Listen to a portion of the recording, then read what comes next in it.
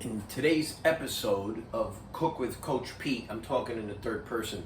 I don't usually do that, but in any event, I'm going to show you athletes how to prepare a high carb meal that's plant-based.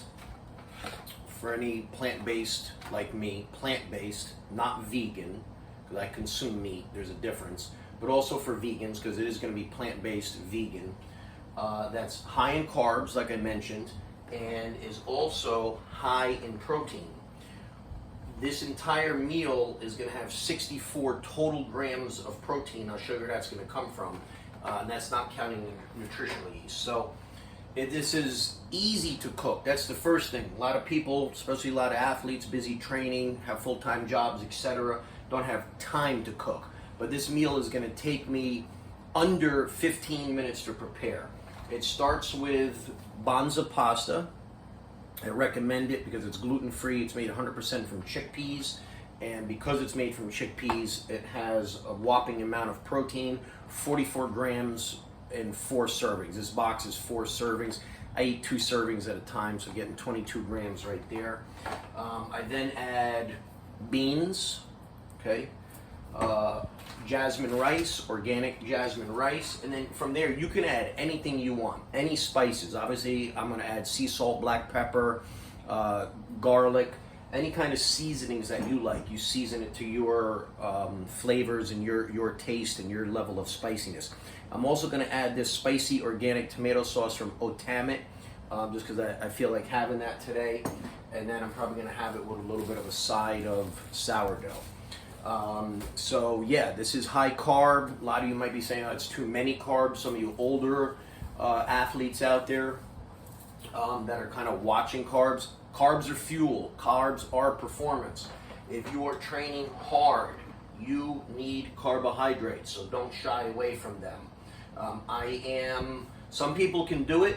I am not a proponent of keto for performance. Some people can do it. There's a few people that do it. I honestly don't know how. It's not for me. I've tried fasting during training, and there's definitely a dip in performance. Although I do 12-12. I go 12 hours of fasting. I know some of you purists out there, that's a whole other subject, would argue that 12 hours is not fasting, but I follow advice and literature and research from Walter Longo, PhD from USC, in his longevity diet. 12 hours of fasting is what his research is based on, so that's enough. If I fast longer than 12 hours, I get a huge dip in performance. So, but that's a whole other video. So ingredients again: Banza pasta, black beans, organic black beans, jasmine rice, nutritional yeast, spices, olive oil, Otamit, simple to cook. The Banza pasta takes 9 minutes. I'm going to mix it all together into one pot. I kind of fashion it after my grandmother, who was from the Naples area of Italy on my mother's side, and she used to make, well, I think a lot of Italians are probably going to hack the name and slang, but jambot, and ultimately that was more with zucchini and stuff. But anyway, this is my modern version, where I'm literally just kind of putting everything into the pot. It was like whatever the leftovers are, you put it into a pot. It was kind of a peasant dish, and whatever you had leftovers, you couldn't waste food, because, well, like today, it's expensive, and at that time it was even more scarce than it is now. At least we have an abundance, but the prices are up.